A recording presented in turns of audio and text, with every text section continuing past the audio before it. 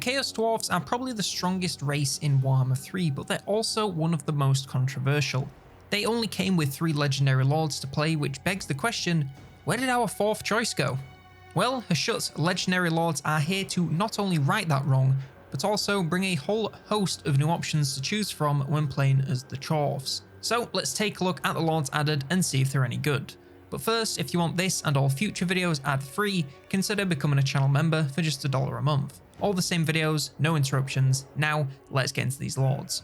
It's worth noting that to get the most out of this mod, you'll also need to be using the old world campaign map, otherwise you get like 1 extra lord. But with that in mind, first up we have the Servants of the Conclave led by Gorth the Cruel. As Master of the Conclave, Gorth is the best diplomat in the Chaos Dwarfs. He's not going to be best friends with Karl or anything, but no one is better at uniting the Chaos Dwarfs than he. His position also increases his Conclave influence income and reduces the cost of seats, allowing him to rack up a laundry list of powerful effects in no time. He's also a powerful Sorcerer Prophet and grants his armies more magic and his mage heroes more XP on recruitment to give him a head start in power. Lastly, he's able to make use of Bull Centaur Renders and Infernal Ironsworn for a reduced cost, helping keep expenses down with these elite units. Gorth himself is a powerful lord in battle with excellent melee prowess alongside the power of the Law of Hashut. With or without his mounts, he can deal devastating damage across the entire battlefield, so do not be shy and get him right into the heat of battle to let him burn bright. Next we have the Labour Fleet of Uzkalak, and they are led by Abnag Hellbeard. This faction has a unique naval focus, offering them bonuses for quickly building profitable ports and getting around the map at a rapid pace. Lastly, he increases the recruitment capacity in all provinces, allowing him to field armies incredibly quickly no matter where he goes. His oceanic focus carries over to his own army, granting all units increased leadership when fighting at sea.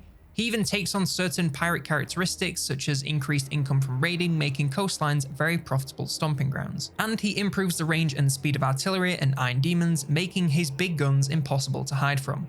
Abnag is a ranged battler with medium range but very high damage missiles. His melee ability starts off decent but not too damaging, and once he gets on his mounts, things only improve with more maneuverability for easier shooting and much more melee power should the need arise. The Fists of Hashut are led by Baller of Balgrath. This guy is just a dude who loves fighting, banding together with a bunch of other dudes who also love to fight and some greenskins they dragged along for the ride. He starts out with an increased capacity for Infernal Ironsworn, allowing him to field more elite front lines faster than anyone else. All his armies gain increased leadership in allied lands, making them nearly impossible to break, and they suffer half attrition, making expeditions into hostile territory no problem. His own army is immune to all psychology, meaning nothing knocks them off their game, and all units replenish faster, keeping them fighting fit as much as possible.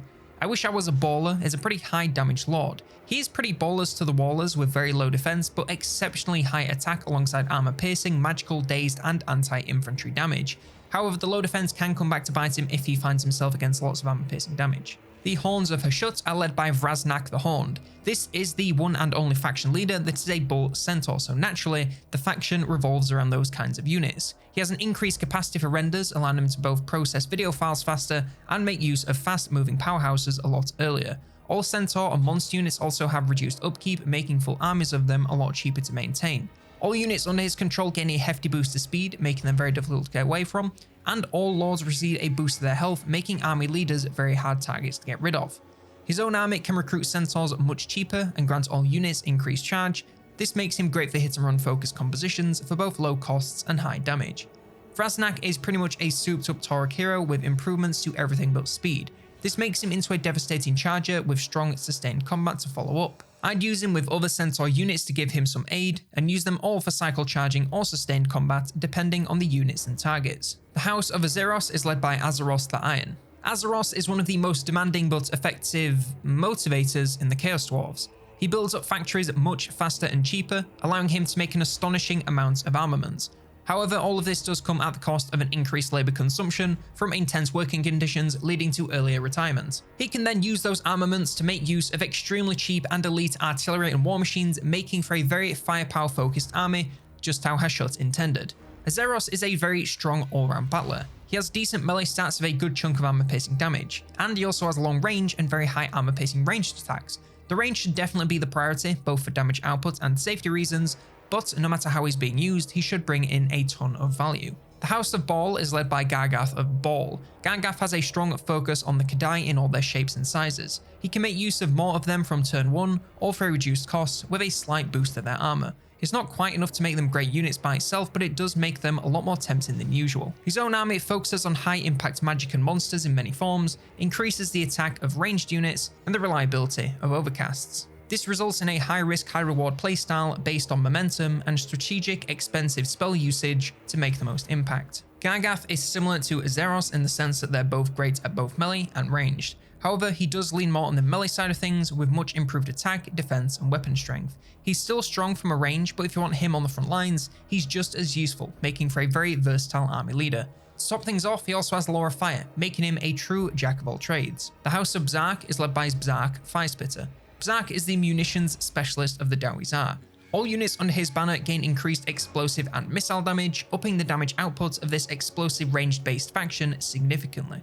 All lords also gain access to his experimental explosives for even more devastating range damage. His technological prowess expands to research, where he increases the rate of progress to significantly boost his faction in a range of ways. His own army receives an additional bonus to missile damage, making them truly devastating in combat. Bzark, unsurprisingly, has a strong focus on range damage when in battle. His melee stats aren't bad, but nothing to write home about either. However, his long range and extremely high damage missiles are incredibly powerful and want to be how you use him for as much of the battle as possible. Keep him well back of a clear sightline for a crazy amount of damage. The House of Korak is led by Uzkal the Chainlord. Uzkal is a man of the people, or as much as you can be when you're serving a dark god. He's an expert at building and managing outposts to create as many raw materials as he can in no time. This does come at the cost of income from refineries, but with this many materials, it hardly matters. He also has a surplus of labour coming in at all times because people are just so desperate to work with the guy.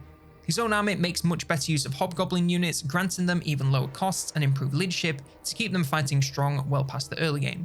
All his units also gain a bonus to their speed, making for a surprisingly mobile army with such short legs. Uzkal is a straightforward melee lord in combat. He has strong melee stats with high armor piercing damage, he's very powerful right out the gate and will only get better with whichever of his mounts you choose. The slaves of the Black Dwarf are led by the Black Dwarf. He's something of a siege master, granting his faction bonuses when attacking and defending sieges in the form of significant stat bonuses. He's also a blunderbuss specialist, granting increased capacity right out the gate for one of the best bang for your bussy units in the game. His personal army benefits from increased defenses, making them extremely tanky from front lines to artillery.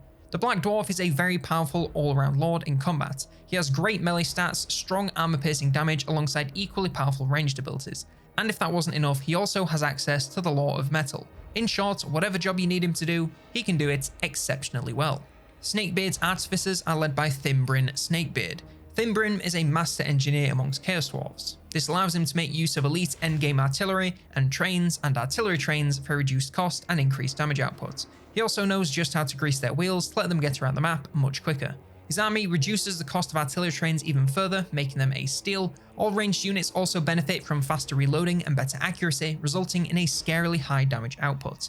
Thimbrim is another straightforward melee fighter. Good melee stats, high armor piercing damage, solid army leader, but nothing complicated. And last but not least, we have the Black Kraken Armada, led by Tordek Hackart. Finally, Tordek is another naval lord with a wide range of effects. He's loved by vampire counts, but hated by dwarves. His researchers work much faster than normal, all his armies move around the map a lot faster, and gain increased missile strength, allowing them to move quickly and hit hard. Lastly, they're also immune to all high seas attrition, making it easier for them to move through the vast oceans of the old world. He can make use of artillery and war machines for a reduced cost in his own army, and all units fighting alongside him gain a bonus attack when taking on dwarves to help settle his biggest grudge of all. Tordek is another powerful hybrid weapons lord. Great melee stats and damage, and exceptionally long range with equally great damage. Pick which works best for your comp, and go wild. We also have a couple of legendary lords that don't actually have their own factions. Warhack Skullcrusher is a ranged powerhouse, medium range but massive at suppressing armor piercing damage that will wipe out anything coming his way. If he gets caught in melee, he can defend himself decently enough, but try to keep him back and shooting as much as you can. Gordak's Sea Scourge is almost identical to Gordo's Backstabber, so a fast-moving melee fighter without much armor-piercing damage. Good for using alongside your hobgoblins early in the campaign, but quickly drops off a cliff in terms of usefulness. Now some closing thoughts and a bit of a mod review. Obviously, this mod isn't really changing the game when it comes to the Chaos Dwarfs of the race. Everyone has the same mechanics and units and buildings, so when you get down to the basics, they do technically play the same. However, using the old world map alongside this gives you such a wide choice of factions with different playstyles that it's hard not to get a little bit excited. Each lord has an effect or tweak that sets them apart from the others, and means if you really lean into what they're good at, you can have a pretty different experience even with the same mechanics. Alongside their gameplay design, the lords also bring quite a lot of variety to battles. They each have their own strengths and weaknesses, and whilst that may boil down to melee, ranged, magic, or some combination of the three, finding the optimal way to use each one can be a lot of fun. Combine that together with each faction's gimmick and it encourages you to spice things up and gives the Chaos Dwarfs a bit of a new lease on life. Of course, the diversity and size of the old world campaign also helps the experience, as it transforms the Chaos Dwarf lands into a vast industrial wasteland instead of a stinky no man's land between two sets of mountains. So if you've played the Chaos Dwarfs when they came out and haven't touched them in a while, this mod and the old world are a great combination to give you something totally new. If you don't go in expecting new mechanics, then I think you'll have a great time, especially if you lean into each gimmick as hard as you possibly can. But what I want to know is, who's your favourite of these new Chaos Dwarf legendary lords? Let me know in the comments down below. Like, subscribe, and if you want more Warhammer 3 mod videos, then check out this one all about the Bandit faction of Bretonnia.